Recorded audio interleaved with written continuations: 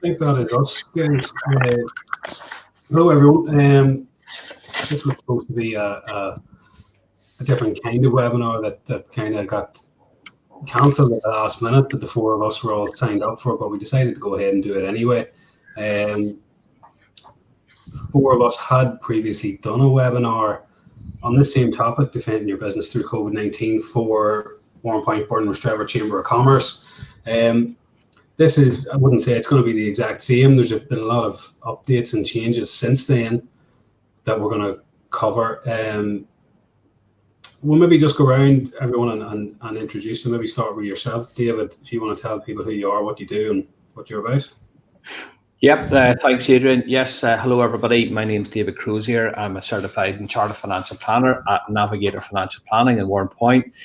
We look after business owners and they're focusing on the business owners themselves and the business entrepreneurs and senior executives, making sure that they get the most out of their businesses and for their personal things.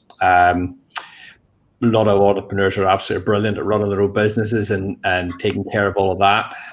And what they're not just so good at is making sure that they get the best out of it for themselves. So we help them focus on their lifetime financial plan and, look at all the stuff that goes in underneath that, like protection and like pensions and like investments and all of that good stuff. So that's roughly what we do.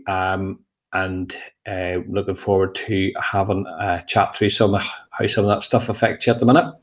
Brilliant. Okay, Frank, you're up.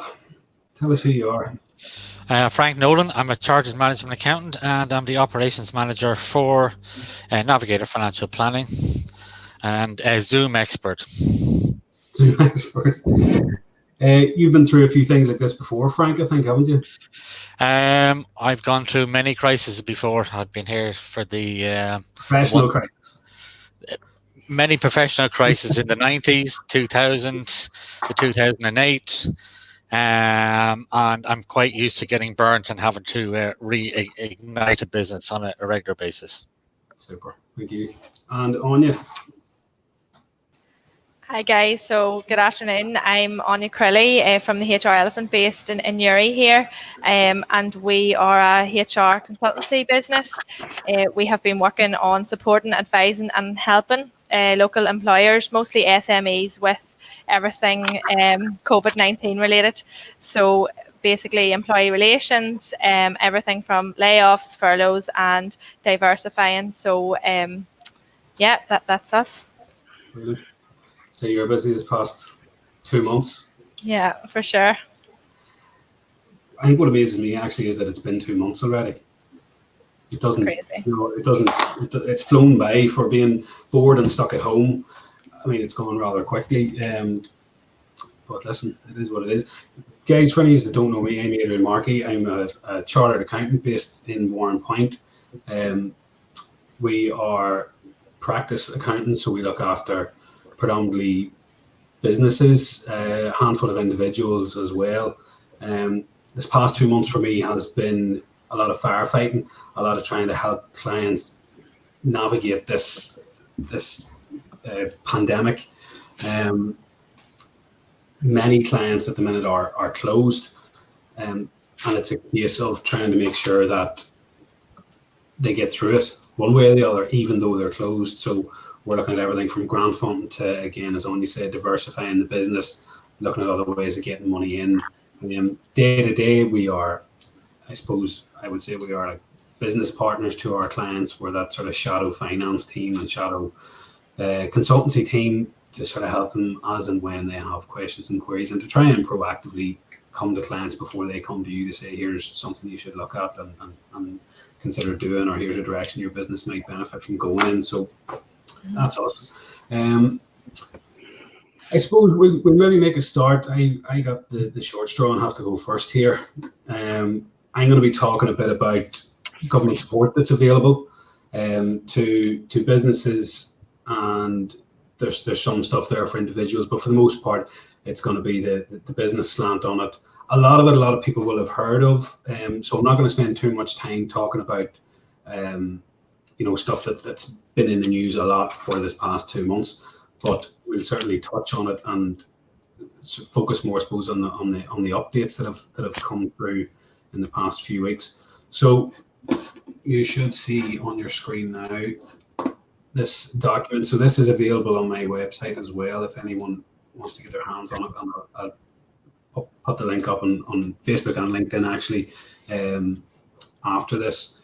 So just to run through, I mean, one of the first announcements that was made in Northern Ireland was the rates being cut. So business rates, there was a bit of confusion about this, and I know Warrenpoint Chamber of Commerce actually had mixed reports on what was happening with this from different MLAs. But as far as I understand it, it's a 25% discount on business rates, and the calendar has been shifted forward 3 months, so you've nothing to pay until June, and when you do have to pay, it should be at 75% rate.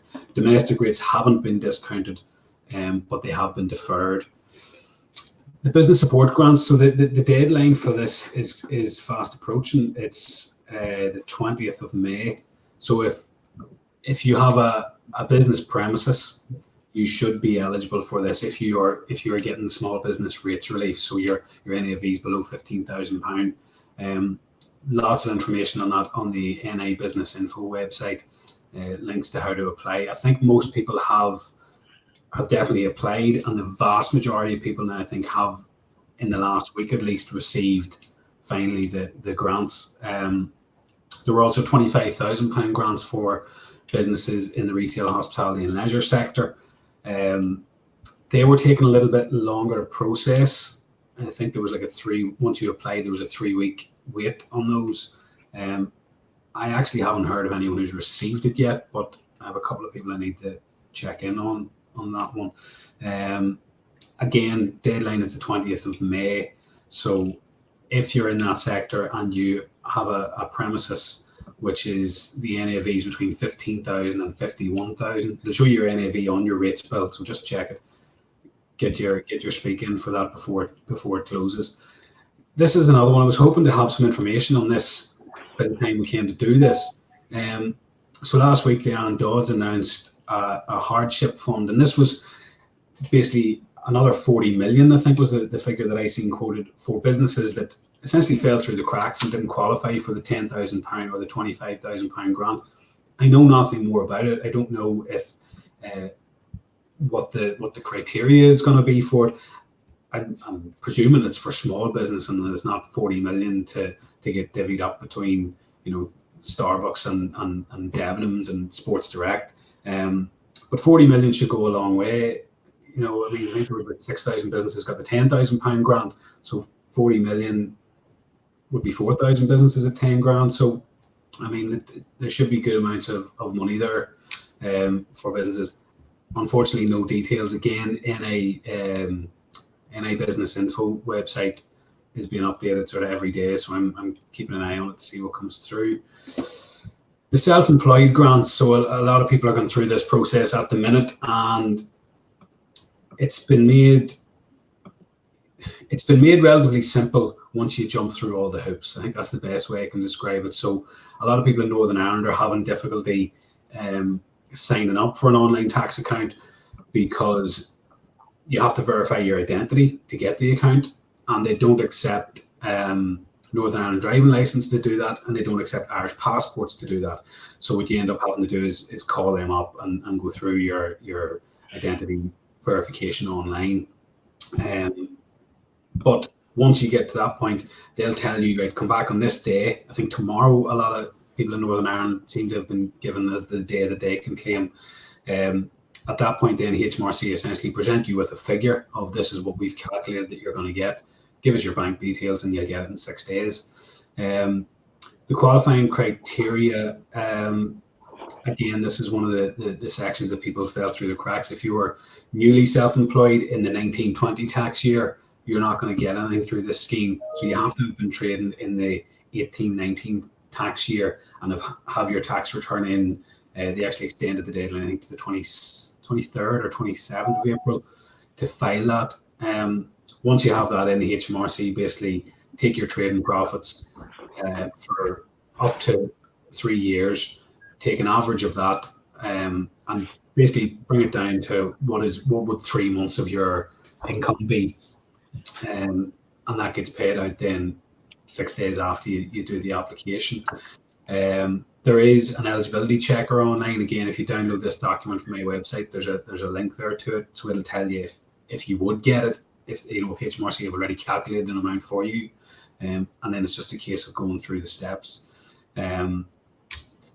So by all means, if you were self-employed in the 18-19 tax year, at least you should get something if you made a profit and those profits constituted the majority of your income. Job retention schemes, so the furlough scheme, I think, as everybody's decided to call it rather than coronavirus job retention scheme. I think most people know about this now, but there was an announcement this week on this. So the government subsidising up to 80% of wages of workers that are categorised by their employers furloughed, which is in essence a leave of absence. There's a cap of $2,500 per month, and essentially the scheme is designed so that it's zero cost to the employers. Employer national insurance and pension contributions are being covered. This week then it was announced that it's going to be extended to October. Now that extension is kind of split. So up until the end of July, it's going to operate exactly as it is now, 80% wages funded by the government. From August through to October, and we're waiting on more details about this, but the Chancellor basically talked about more flexibility. So we think that employers are going to be able to bring employees back on reduced hours, but the employee will still get 80% of their previous wage.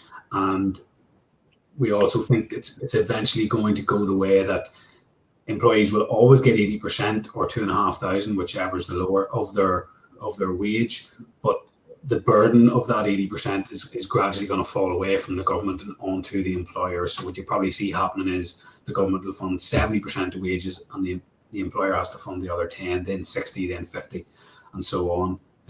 But again, we're waiting on details for that. Overall, my impression of it is it's operating quite well.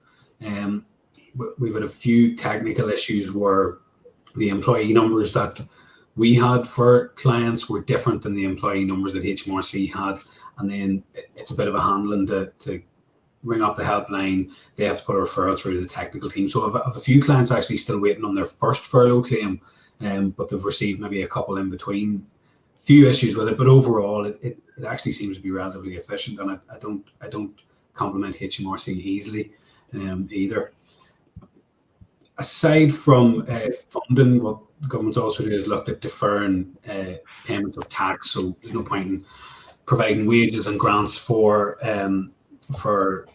businesses and individuals and then taking it back off them in tax. So the July payment on account for self-assessment has now been deferred to the end of January. So in effect, what that means is by the time you do your tax return for this year, you won't really have that payment on account to make.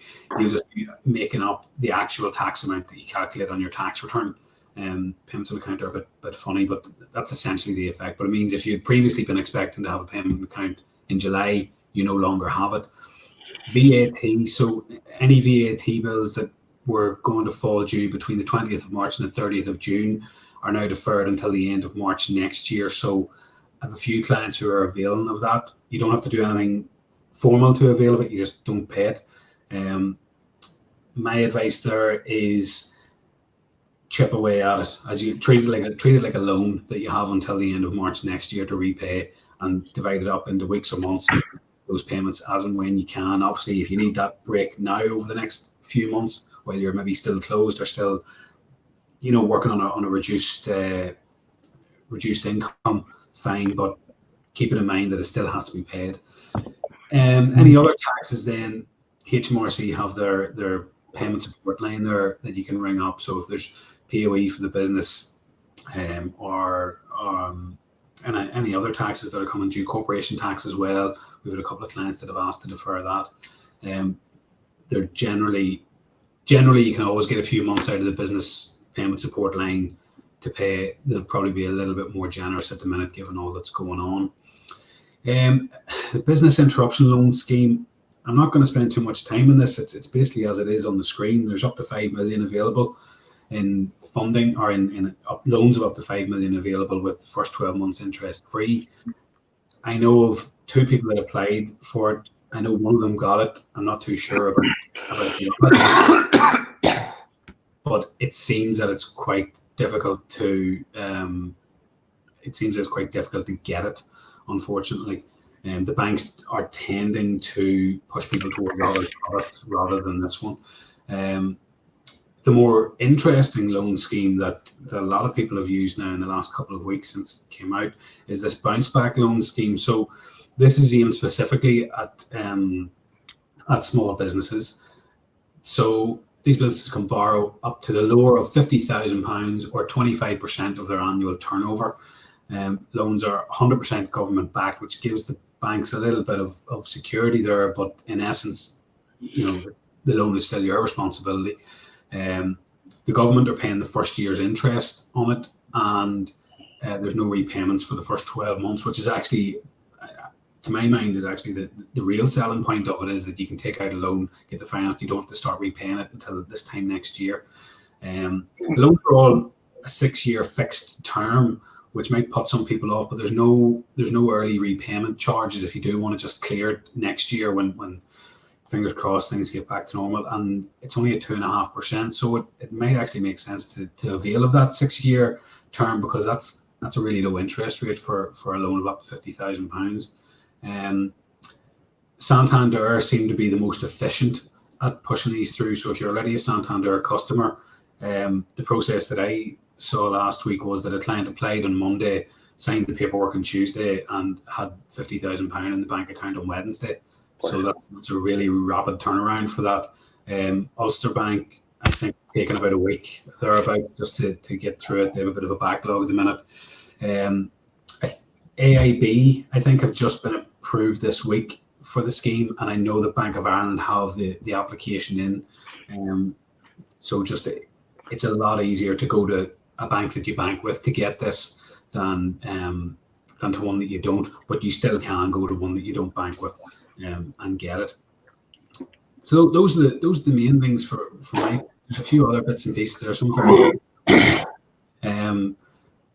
banks offering mortgage repayment holidays, utilities companies offering the same. I know HP companies, if you do need a bit of a break on your cash flow, anyone that you owe money to, you can generally ring them up and say, look, can you give me 3 months and then we'll get this squared up. So if you're in that position that you need to hoard your cash, and I know Frank's going to talk about this a bit more, it's a bit about talking to the people that you owe money to and working something out.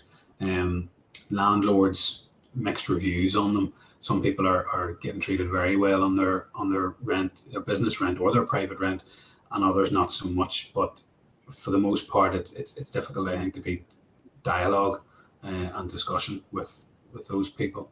So those are the main points. As I say, this is all on my website. You can download them, update as new stuff comes out. It gets updated anyway. So yeah, by all means, and if you have any questions on it, get in touch. Who drew the second shortest straw then? David. So for how long to bring this down then? Have you a screen to share? Yeah, I do. So do you want me to do that now? Yeah. If you bring that up, then I'll bring it up the same way then. So.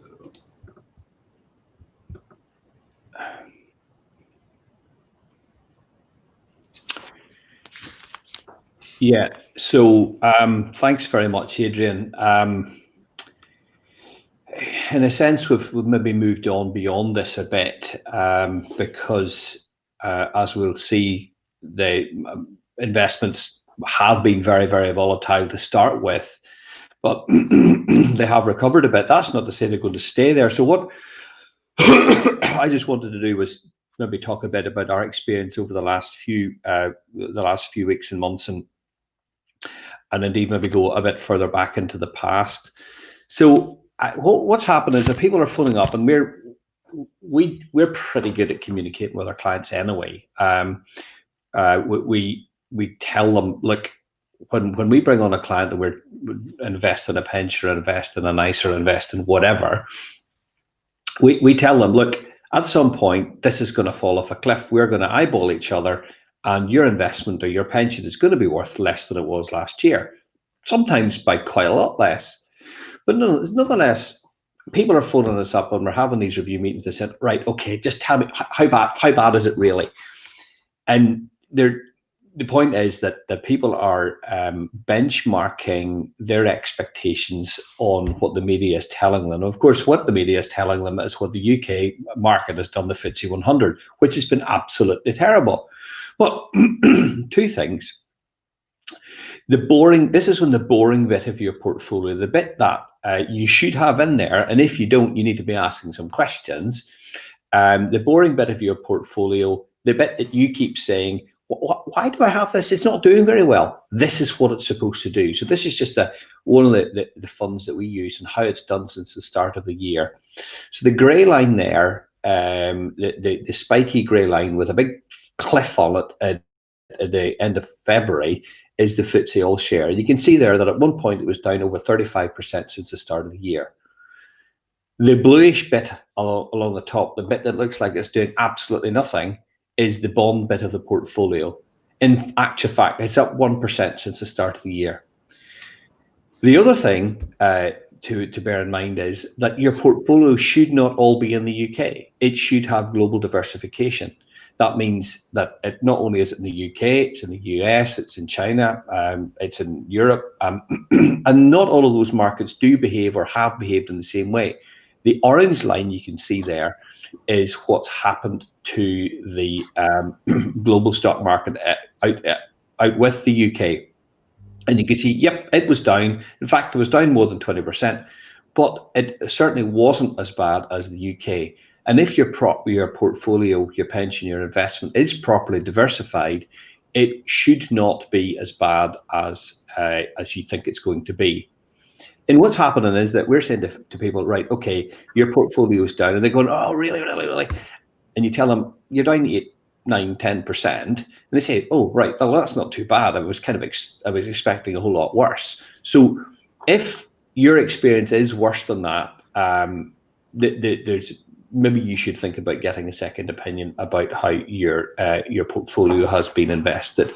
David, sorry, we've just got I can just see the title of that slideshow there, the Stay in the Course. Right, okay. I have moved on there. Where do we see? Can you see the next bit now? Yeah, we can see that now, yeah. Right, okay, play from the slide. So maybe we just need to do it a slide at a time. So you can see there. It's showing the PowerPoint window rather than are you projecting that to another screen or something? No, I'm not. I'm projecting to this. Okay, can you see that? Well, maybe we'll just not do the slides. I'll just maybe do it like this. Yeah.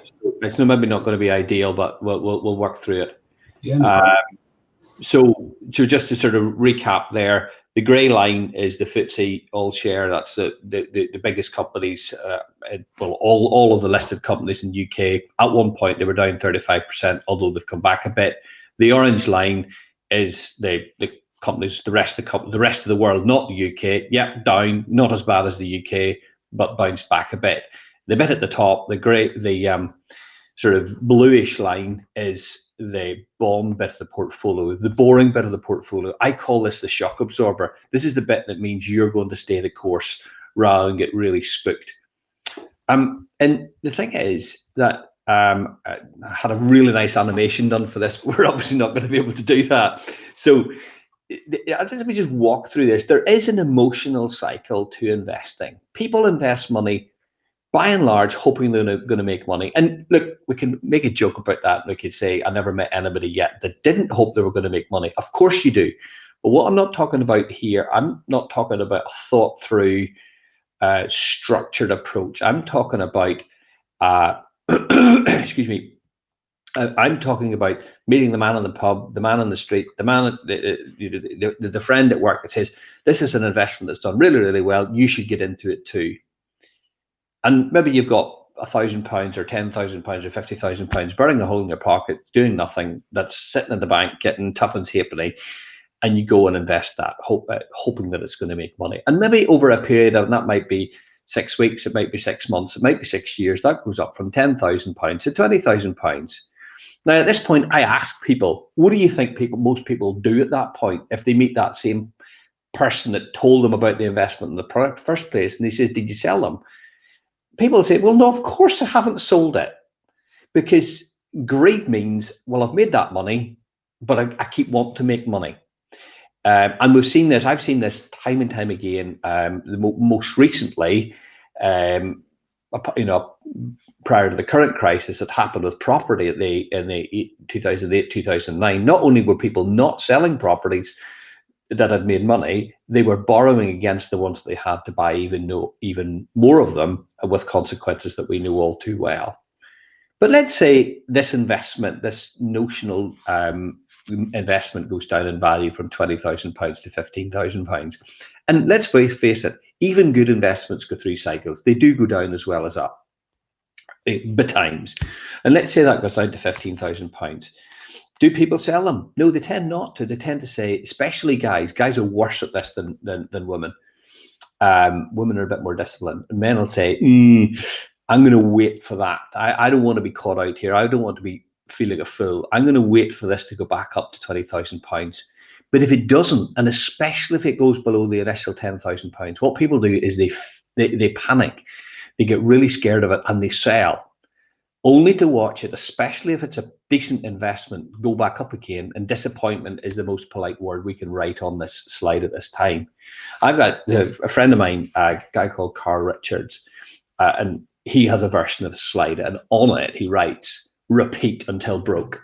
It doesn't take a genius. It doesn't take an accountant like, Frank or Adrian to say, if you buy stuff, continually buy stuff high and sell it low, buy it at 10,000, sell it for less, you're eventually going to erode your wealth. So this is getting involved in this emotional cycle of investing.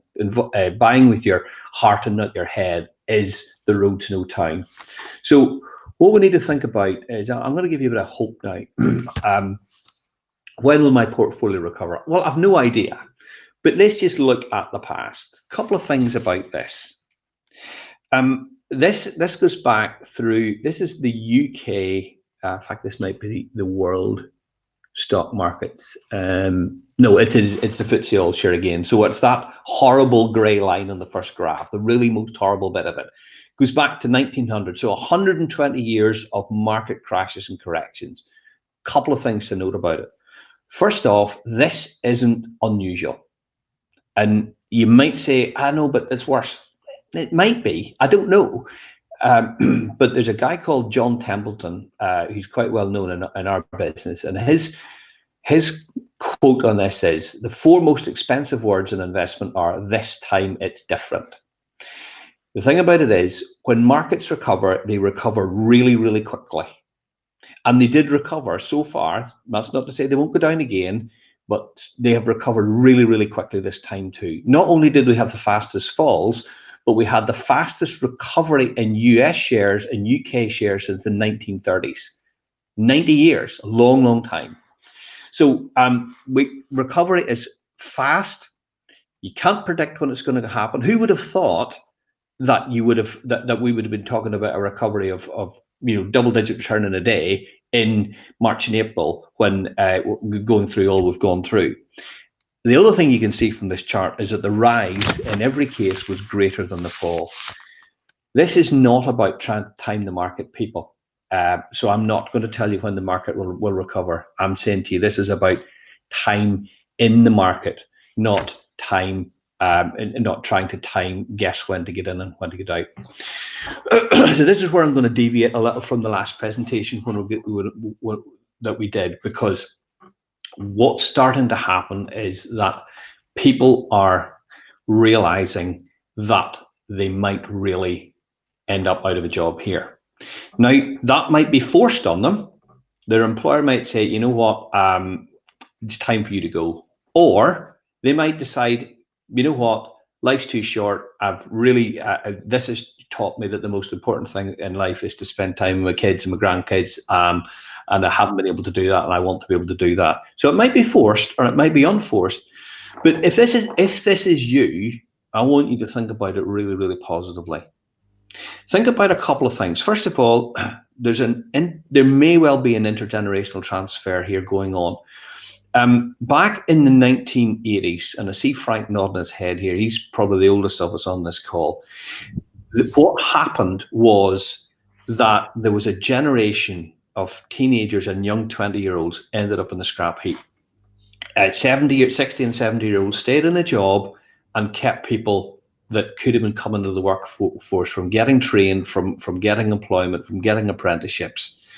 So if you, as a 50, 60 or a 70-year-old earning quite a lot of money, getting paid for what you do, decide, you know what, either I'm being forced to or I decide to, your salary or your income will make room for one or possibly two youngsters. So that's one positive way of looking at it. Also, what do you want to do? Navigator strapline is, and has been for a couple of years, the most important thing right now is what do you want to do? I'm going to tell you about Alan. Alan's a client of ours who, right at the start of this, in negotiation, retired in his late 50s. And he was fortunate enough to be in the position to be able to do so. And there will be people listening to this live or recorded who will be able to afford to do this. Alan is doing what he always wanted to do. He's starting up a wee business, doesn't have to make money. If he makes money, he makes money. If he doesn't, he's not bothered. He's going to turn wood. He's going to make furniture, and he's going to do it right. It's something he's always wanted to do, is work with his hands, just by way of an example. So what we can do is we can build you a lifetime financial plan that matches your liabilities with your funding. I mean, I don't have any liabilities. I don't have any mortgages. Yes, you do. Next week's grocery bill is a liability. Next month's electricity bill is a liability. Those are all liabilities that need to be met, and you need to be sure that you have enough money to do that. If we're talking about retirement and we're talking about pensions, you do need to be really, really careful, because there's lots of options for taking pension benefits these days that could save you tens of thousands of pounds. It could save your heirs tens of thousands of pounds if they're set up properly. So what I would say to you is, on pensions, if this is you, and if you think that you're contemplating that this might be you, do talk to somebody like ourselves that can build you a financial plan, can help you map out your future, and then we'll talk you through the options about how to do it properly. So that's me. I'm now going to hand over to Frank, who is going to talk about cash being king. You ready, Frank? Yes, thank you, David. I'm the operations manager for Navigator. Cash is king, not queen, not a jack, it's king, especially with COVID-19. And your cash pile, your forecasting is going to last maybe 12 months, maybe longer, and you need to manage it. If you go to the next slide, David, thank you. Cash, getting cash in and how you get as much money in as possible is a key requirement at the moment. It's only profit if you get paid on time. Check the creditworthiness of customers and current customers, especially new customers, as you may not get paid, therefore you get no cash. Why is a new customer come to you now? Is it because they have no credit with their existing customers? Is it because they have no funding to pay bills, or have they bad debts everywhere? Try to get full or partial payment up front. Stay on top of your credit terms, 30 days, 60 days, 90 days. And also use the COVID-19. So COVID-19 started in the middle of March. If you start back to work in May, June, or July, you should talk to your key suppliers and say, March start time, and now, as in the middle of June, this is the new start time for my credit. The last 3 months, the clock is stopped.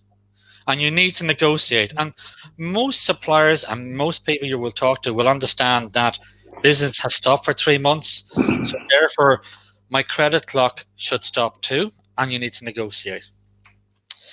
You need to get all the available help that you can, and Adrian has mentioned many different versions. And you also need to, in help, you also need to look at other markets. China started up 2 weeks ago, and suppliers ran out of goods in shops because it was like Christmas all over. You had the pent-up demand. So you have to be ready that when your business does start, that you do have enough to start and enough turnover. Apply and accept all grants, all the ones that Adrian has mentioned, and other like Intertrade Ireland, any other ones that you think you can get, please apply for. Use the government-backed loans if you think you need them, especially if you think you might not survive in business.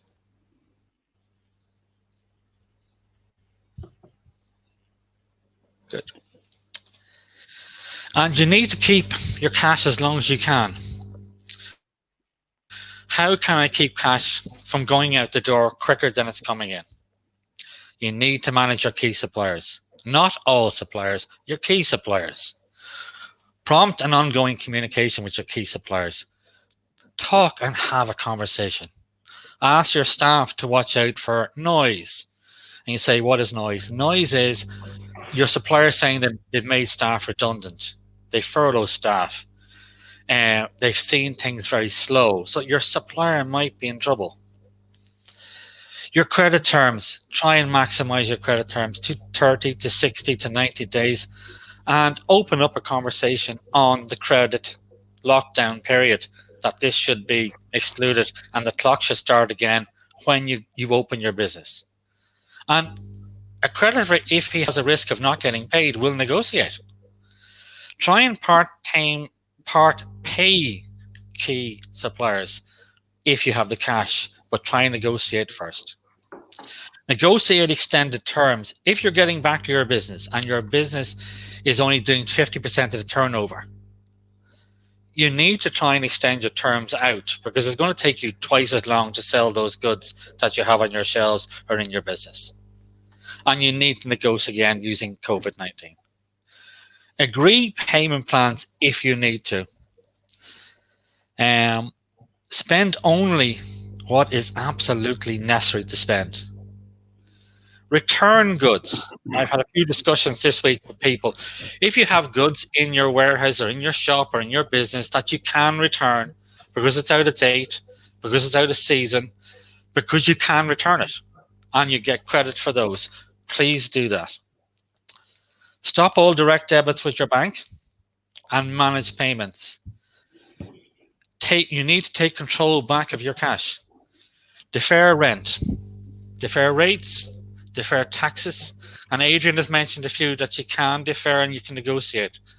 And also defer what you think you can defer. Don't just automatically pay something which you've always paid it. And don't think about your reputation. So we'll go back. Don't think about your reputation. Everybody's in the COVID boat at the moment. If you try and negotiate, don't worry about losing reputation because there's 50% of the workforce being furloughed at the moment. There's a 200% increase of business going to the wall. People will talk to you. You won't lose your reputation. Furloughing staff is another good way that Adrian mentioned earlier on to get cash in and hold your teams. Your biggest asset is your people. You're trying to hold your team that will do your sales, that do your business. Furloughing as many staff, including yourself, is key. That you should do that. And again, don't worry about your reputation. Just do it.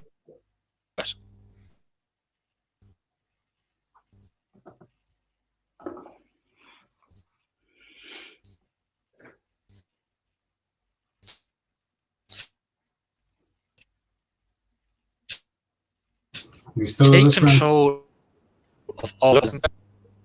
Go down and have a very good chat with the person that makes your payments. And make sure you control that individual and you make sure you take control of 100% of your payments. Does that really need to be paid? We're not going to get any goods out of them for the next 6 months. I don't think we should pay it. We're not in the office at the moment. Don't pay it. Okay. The next slide, David, is if you can. While David's waiting for the slide to come up, I am trying to say to you in 3 or 4 slides is take control, to manage, to spend more time on cash that you may not have spent. So the next slide is take stock, plan and monitor. What is your bank balance today? If you don't know that, you need to know it. You need to know it tomorrow. You need to know it the day after. You need to be checking your bank on a daily basis. You need to look out for any unusual items that have come out that shouldn't have come out, like a direct debit that you stopped and it's come out. You need the bank to refund it. You also need to, there's 3 or 4 times higher incidence of fraud now on businesses' bank because they're able to do it because people are not watching the banks. So you need to get on top of those. You need to do a 3 and a 12-month plan. You need to look at the horizon. You also need to do the 3-month plan. You need to monitor and manage daily your 3-month plan. Do I have enough cash? Will I last 3 months, 5 months, 6 months? And that's a conversation that's happening in every business. How long will I survive for? And that's why you need your 3 to 12-month plan. You need your lending facilities now. You also need to go for all of the items that Adrian was saying earlier on, but you need to do it now. Don't wait. And use your 2019 accounts as a basis for that extension. To finish off, cash is king. Manage over 3-month period. Watch the horizon. How long is it going to last for your business? Is it going to be Q1 next year, Q2? Is it going to take 1 to 5 years to completely get back to my sales level in 2019? Please take control of your cash, and thank you very much. Anya? Hello, how are you? Good afternoon. So look, my presentation is probably going to be slightly different to what we presented the last time, with the shift now moving to the new norm. Certainly in terms of returning to work, it's a massive undertaking for employers at this moment in time. I think especially for us in our own domestic region, it's very, very hard as there's so many variables.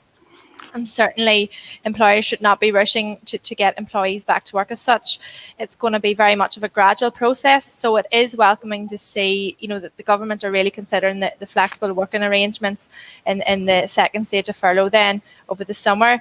In terms of working from home, it should very much continue, and it's going to be continuing to be the norm for the foreseeable future. If we just move on to our next slide there in terms of what topics I'm going to quickly cover today. Adrian?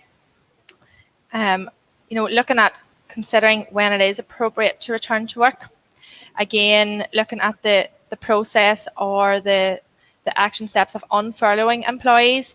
A few best practice ideas in terms of what you should be doing right now for your business, and then some positive steps to be doing as the employer during the downtime as such. We certainly have had the 5-stage plan for easing the lockdown in Northern Ireland. It's been published by the executive this week. Unlike the plans in England and the Republic of Ireland, we don't have set dates, so that's why it makes it even more difficult for the employers. We don't have a timetable, but the First Minister has said that we're hoping to reach the final stage by December 2020. So when we talk about returning to work at this moment in time, what are we preparing? What are we planning? So I think the 3 biggest considerations is it essential? Again, is it safe? And is it mutually agreed that it is not, just being pushed onto the employee to return to work without a consultation or a communication or a quick telephone call? In terms of is it essential? If people can continue to work from home, they must continue to do so for the foreseeable future, and we're very much still in the lockdown.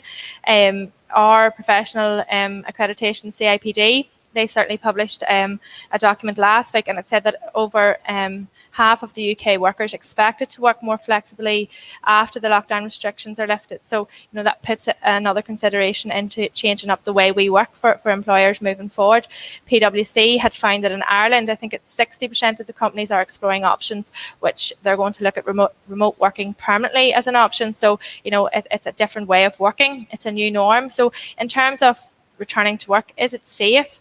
you know, as employers, we have a statutory duty of care for people's health and safety. So I think very much at this moment in time, employers should be working on that aspect and trying to look at everything in your power to support the people remaining at home at this time, and then taking precautions and steps to make sure that the workplace, if it's either key workers or in preparation, making sure that the workplace is safe to return to. So, you know, there's lots of different guidance, there's lots of different health and safety elements out there, and certainly the HSE and NI, they have a great free risk assessment, the COVID-19 Pacific risk assessment. So essentially for any business that hasn't seen it, definitely have a look at that there.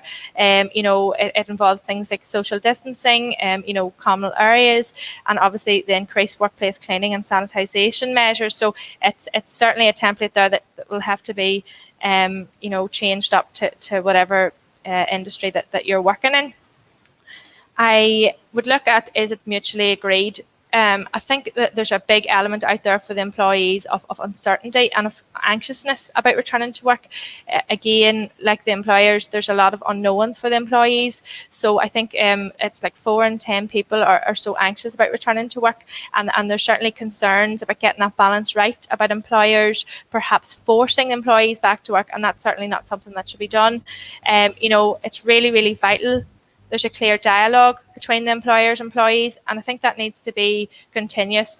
You know, even if it's no updates, it's certainly a chat to check in, you know, that they're very much still part of the business. They're still, you know, part of the team if they are on furlough or, you know, they have been laid off, and certainly just to check in with them. There needs to be a degree of flexibility on both sides, I think, of the employer-employee relationship in terms of working times, in terms of scheduling, if we're going to be working on shift work, if we've care and responsibilities, children, you know, certainly when you're looking at furloughing and unfurloughing employees, you need to be taking those considerations into place, you know, that you're treating everybody fairly and equally. So if we just briefly move on to our next slide there, Adrian, and we're looking really at, and I'm not going to go over it too much, but really what unfurloughing the employee really means. Again, it's a new process that essentially we don't know very much about, and we're learning every day. You know, there's no roadmap, there's no guide on how we should or could do it, but I think it's really about being clear and being really clear on what your strategy is. And again, similar to how you would make a redundancy or how you would make a layoff and using a matrix, you would need to do that in this case. So again, you want to make sure that you protect yourself from the why me or why not me when, you know, the employees are starting to come back to the workplace, and how you've actually selected those so that it's very much a fair and consistent process. That's usually the first question that we've been asked with any clients that have unfurloughed the employees, you know, why was Aine picked and why am I still sitting at home? So I think it's just to be really mindful of that. In terms of, you know, your strategy, again, you know, essentially all that really means is you have a plan of action for how these employees are coming back to the workplace. And again, looking at your selection criteria, keeping all your documentation.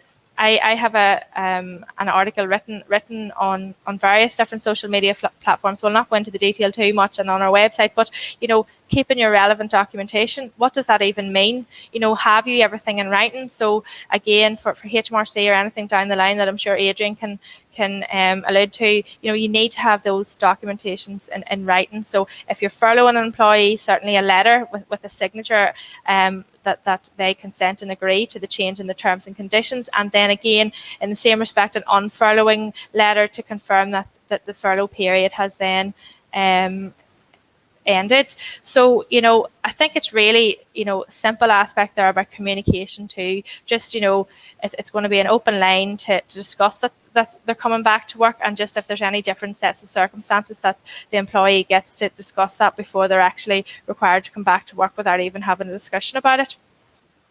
In terms of the next slide there, getting back to the workplace and what type of best practice ideas you can look at as an employer at this moment in time. You want to be using this time wisely, and you want to be looking at what you can do.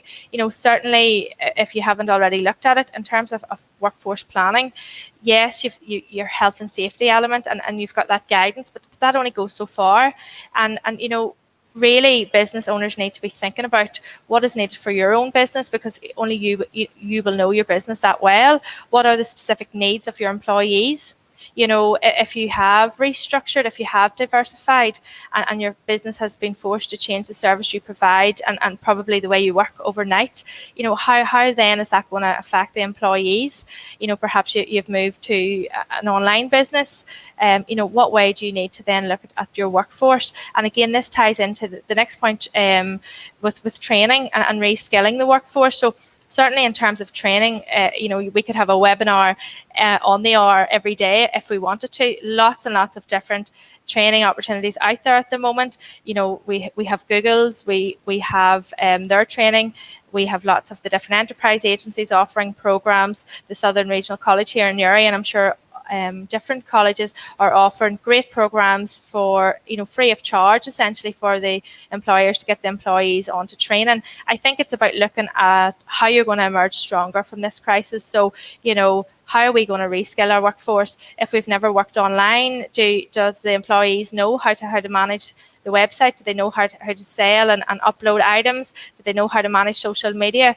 And really, maybe yourself as a business owner, do you need training online? You can use YouTube. There's lots of different avenues and platforms at how you could match the skill set that you require or your employees require to either their old role or to the new roles that's coming forward. Again, I think Open University has something similar to the local colleges.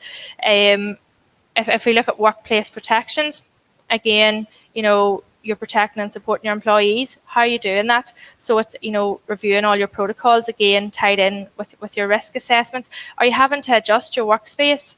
Does social distancing actually work in your current office or your current workplace, or what are you going to do to change that up?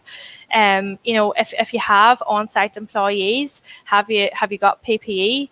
Have you got your gloves, your masks? You need to have an understanding. And again, for the employee aspect of that, do they understand that they've received and agree and how they actually use this equipment on a day-to-day basis? Because I don't think it's just good enough to hand out the equipment and ask for the employees to learn as you go along. I think they need to understand and know exactly what they need to do. Again, similar to that is your re-entry guidelines. So, how are you going to address your safety issues when you're on site? You're really going to have a plan of action for the new normal. And again, similar to an employee perspective with cleaning equipment and whatnot, have you trained your employees on how to use these products? Do they even know what they are? Are they included in your risk assessment? So I think, dealing with the current situation in the workplace, we really need to consider all elements of the business and include those in your risk assessment. Again, fully trained and the staff are briefed in terms of toolbox talks or regular catch-ups, and they sign off on understanding what this now means for the business. I think when it comes to HR, like 90% of it is about employee relations, and it's about communication. Any situation that we are faced, it's usually down to communication, either good, bad or indifferent. And it's about really engaging and communicating with employees at this time, as I alluded to with the furlough leave, either remotely or frontline workers, even if it's just a quick catch up, if it's a health and safety question, even, some employers are jumping on a Zoom call or Teams call, check in with the employees and ask them, have they any thoughts about maybe changing up a service offering or something different that they're thinking of doing, bringing the employees together and really engaging. In terms of, uncertainty and confusion, that just leads to anxiety and fear. But if you're giving the employees clear information that your business is going to come back in some shape or form, that's going to help them feel informed, and they're going to be able to focus as well. That they mightn't have a complete plan, but they have an idea of where the business is going, and just again to be as honest and frequent as possible with that line of communication, that the employees then feel like they have a purpose in the business.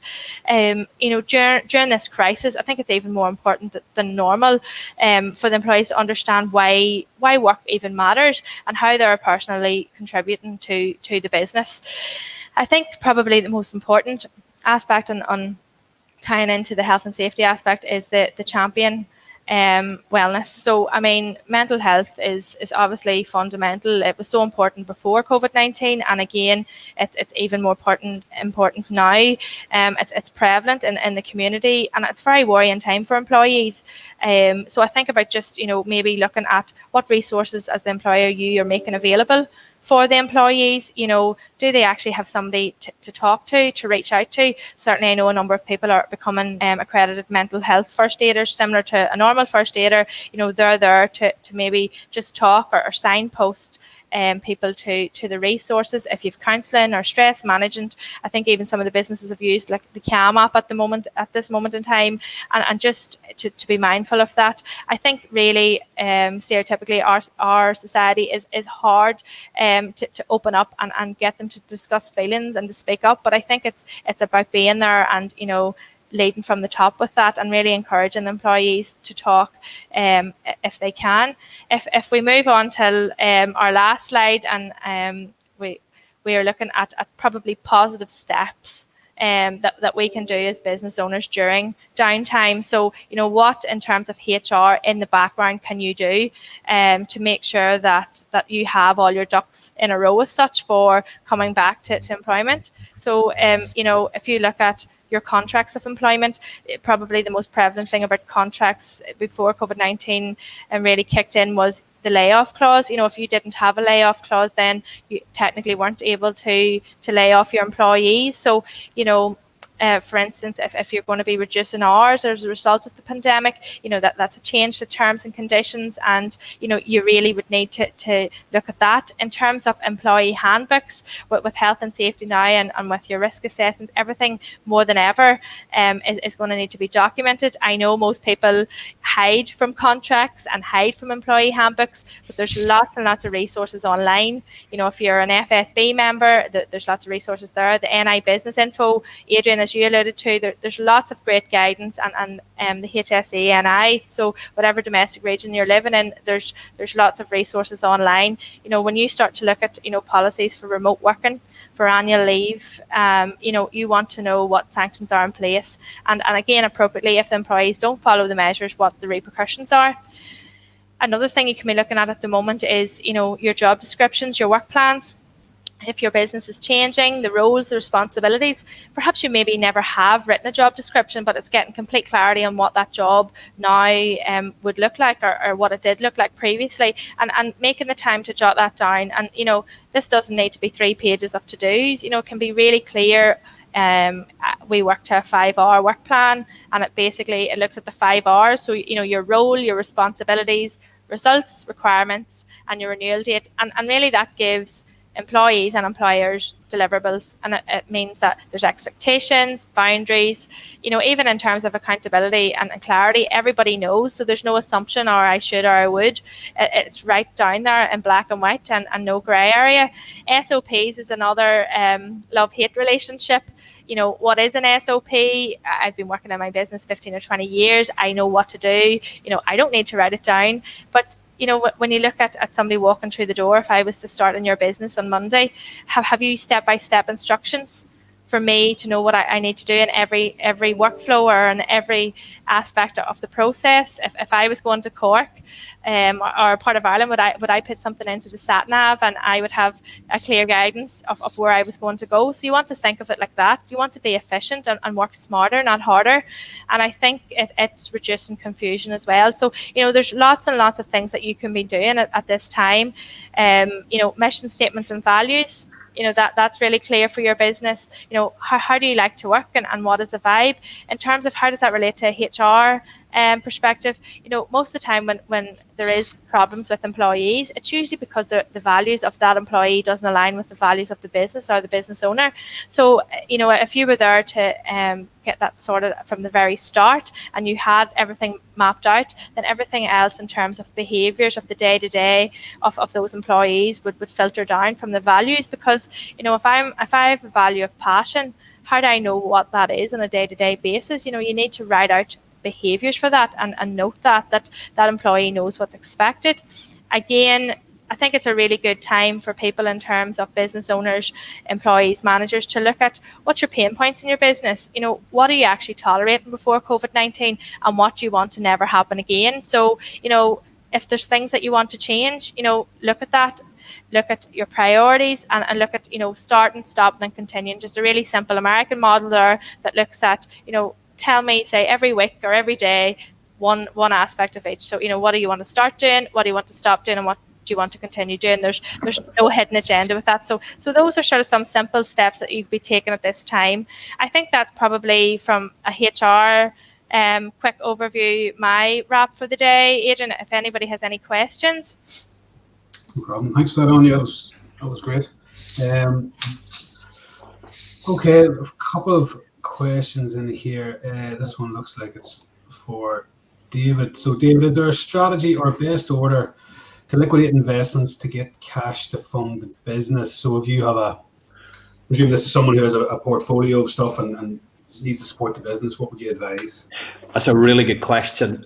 So I was having this conversation with a chap yesterday who he needs to. It's a capital investment that he really needs to make, and you know, there's some savings, there's some investments there. So we'll maybe come back and talk about pensions just in a wee second. But let's just assume this is coming out of an investment portfolio. If you were just to sell in proportion to what you have, or the problem with that is that you're selling investments that are depressed, as we saw in my presentations, could be 20% down, could be, you know, maybe 30% down at a particular time. And this gentleman, he said, if I do this now, if I actually go ahead with this, it's actually going to cost me an extra £200,000 in effect, because I'm selling something at a depressed value. So what we've ended up doing, or we're putting together a program for him to do that, is looking at the defensive bit of the portfolio and using that. Now,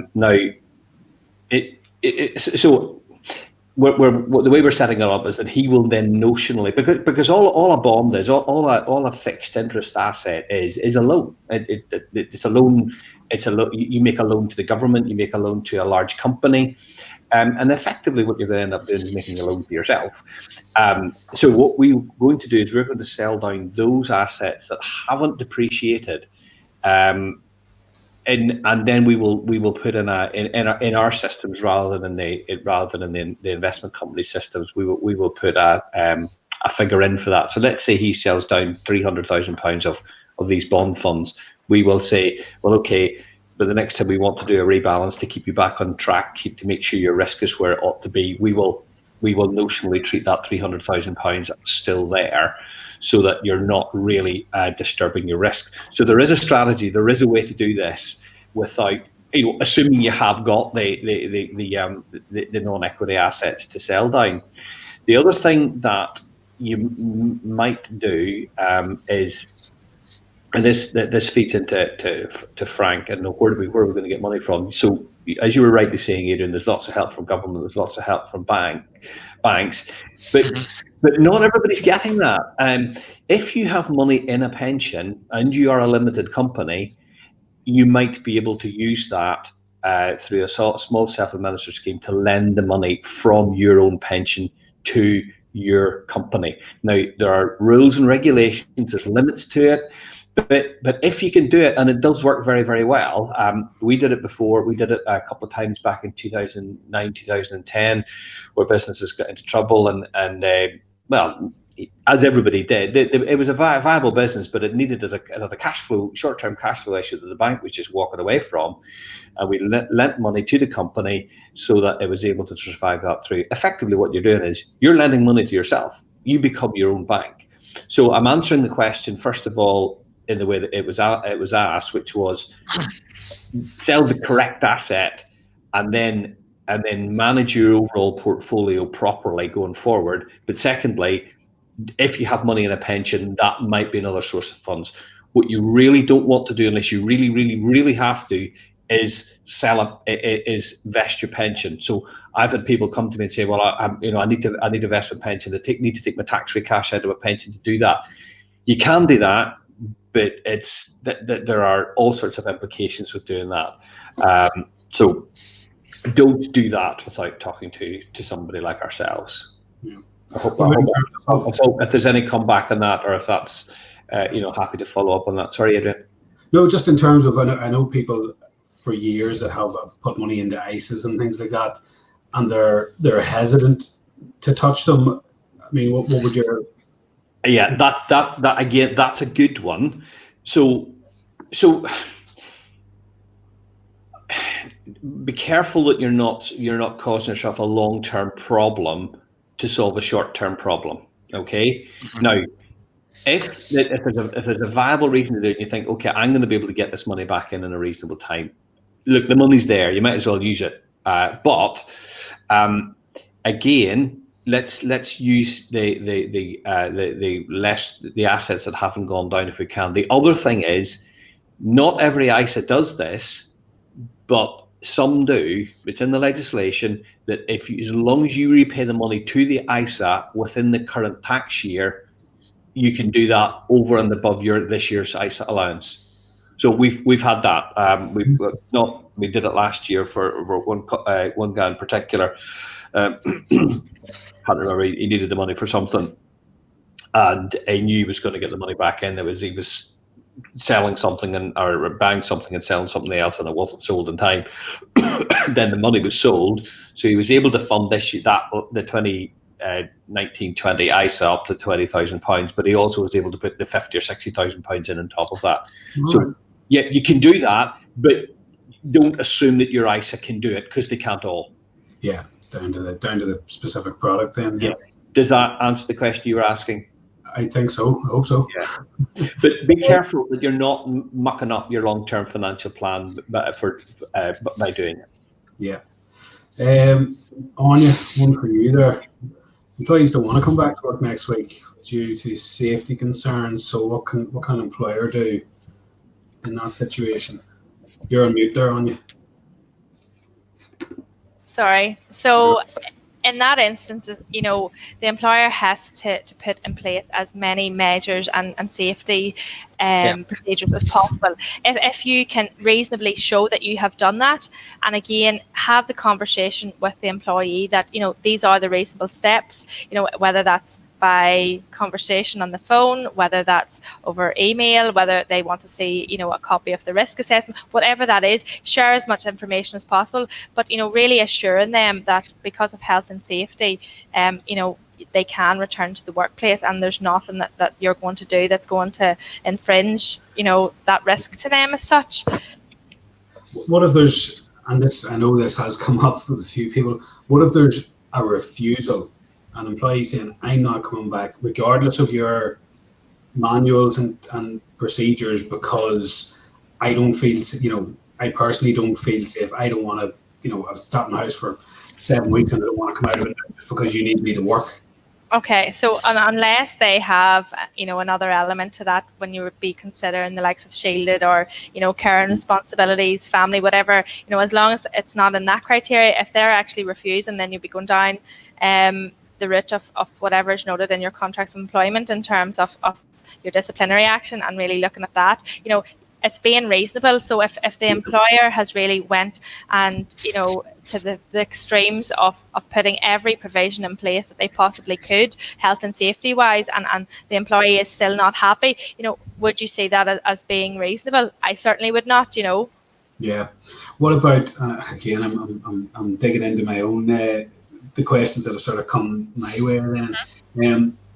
Say an employer did facilitate that. So it's someone that just didn't feel safe coming out and said, right, that's okay, we'll keep you on furlough, etc. Is there a risk there of kind of some sort of discrimination then, if you're getting everybody else back and they're all coming back, but you're facilitating someone that said, look, I don't want to? Okay, so what they're actually saying is because it's of work dangers. So, the employee obviously thinks it's unlikely to have a good reason. That's the way I would look at it. It's unlikely to have a good reason to refuse to work. So, you certainly, discrimination wouldn't be coming into that element because it's their refusal. So I would be looking at, unpaid leave in that instance, or disciplinary action. Okay. Sorry, Adrian, Frank here. Yeah. One of the things you could do to actually stop that happening is to get the employees involved in the workforce, in the premises by Zoom. What do you think we need to do? Yeah. And you actually get the employees to provide solutions. So I was talking to somebody yesterday, and I said to them, a good idea would be to walk around your building with a video and show everybody what you have done. So you're trying to reassure your employees, but you're also going to have to reassure customers. So you have the same issue. So you might want to get employees involved, but you might want to take a sample of key customers and get their suggestions, so everybody wins. And then at the end of that, you might have to go to the next stage. I think as well, maybe asking at that stage, what else is it as the employer that you can do to be reasonable? So what's actually going to make you feel more safe? Because when you look at this as a long term, this new norm of working is going to be for quite some time. I think, when you have employee buy-in, but also employee input, it's just so much less friction. And in essence, and I know different employers think of it different ways, but I wouldn't want to be the employer putting someone at risk. So you kind of have to think of almost a worst case scenario. What if one of my employees gets this and it's my fault? So what can I do to stop that? It's kind of the way I would be approaching it.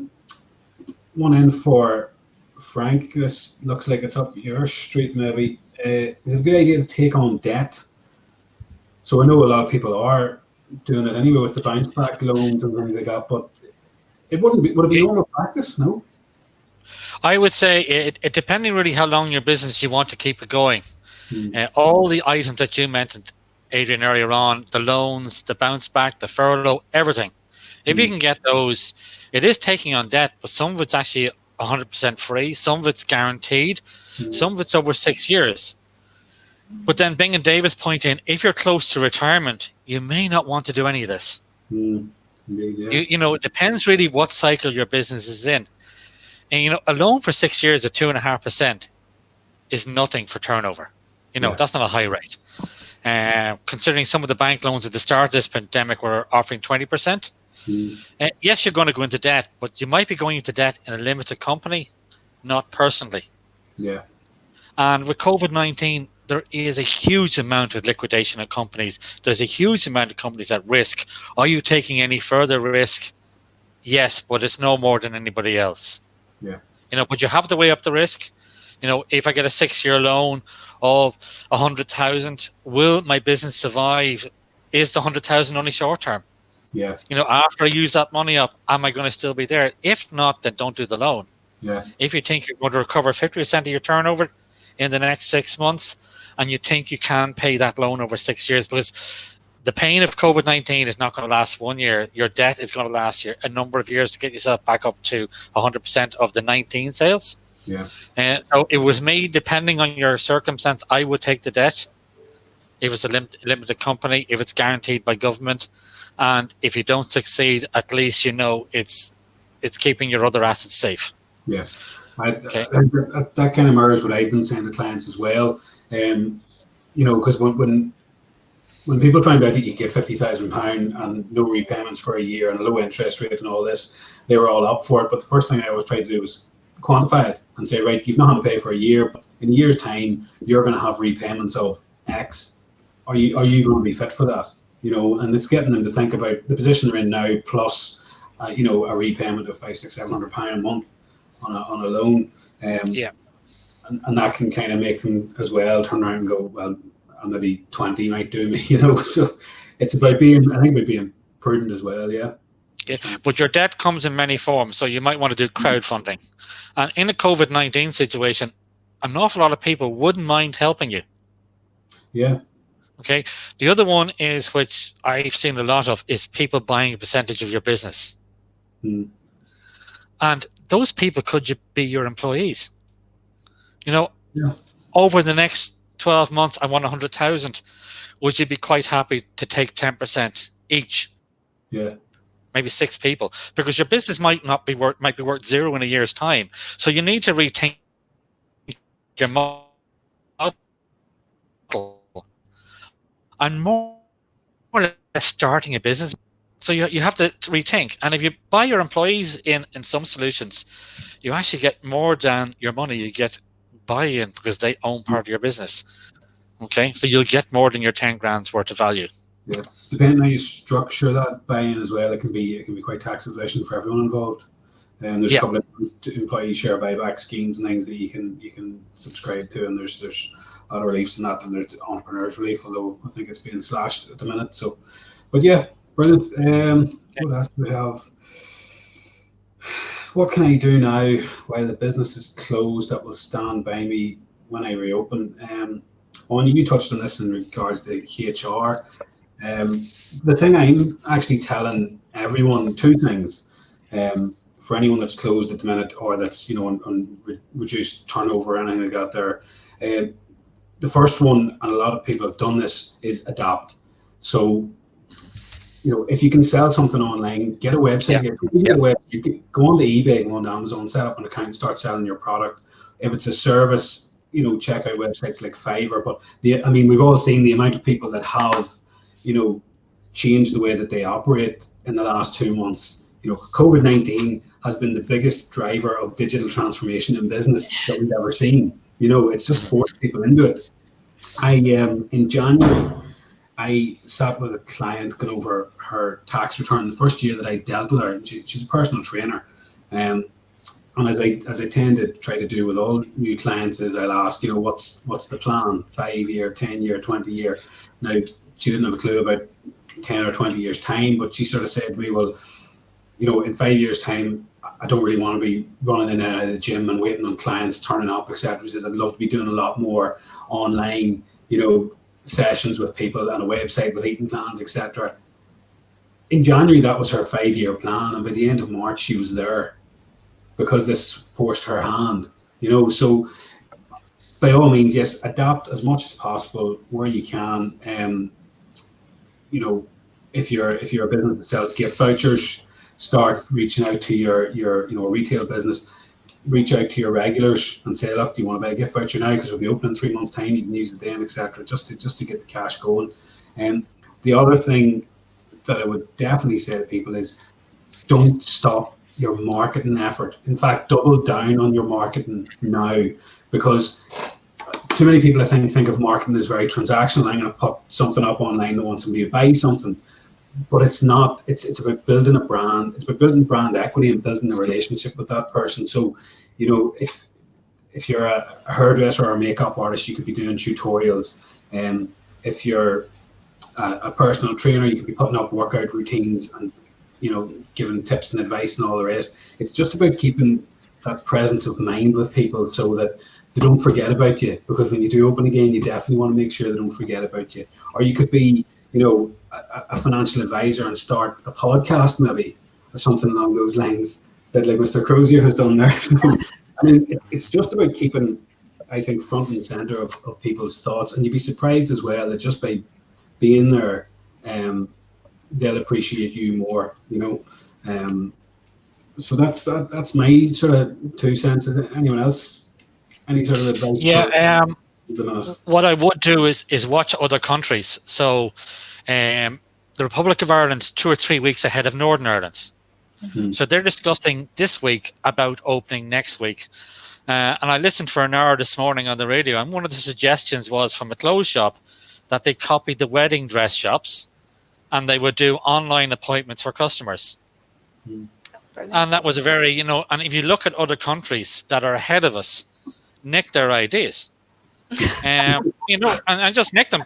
Don't worry about it. Like, good practice. England is ahead of Northern Ireland at the moment. They had a 3-page in the Daily Mail on Monday, but I picked up the wrong paper on Monday, and there were 4 pages of it of what businesses were going to do to set up. The other one is, which a lot of people are missing, is your Southern Regional Colleges, your University of Ulster, have a huge amount of students that have no placements this year. And they may be a nephew or a niece of yourselves. Get them involved in the online side. Yeah. And also get a variety of people. If you're a single sole trader, talk to people about, what do you think I should do? You know, ask for advice, talk to people. I was very impressed with the hours conversation I heard on the radio this morning of what solutions people had put in place to get their businesses back up and play. Okay. Yeah. Yeah, there's lots out there. And I'd say, listen, we're all, I suppose, running around doing our best for people at the minute. So if anyone watching this needs to get in touch with any of us, we're on everywhere: Facebook, Twitter, LinkedIn, Instagram. So please do get in touch, and don't be afraid to follow up with questions long after this is after going out. Guys, thanks very much. I hope everyone watching found that useful and informative. And we'll see you all again sometime soon. Great stuff. Thank you. Bye now. Thanks, guys. Yeah, thanks very much. That was great, Adrian. Thanks.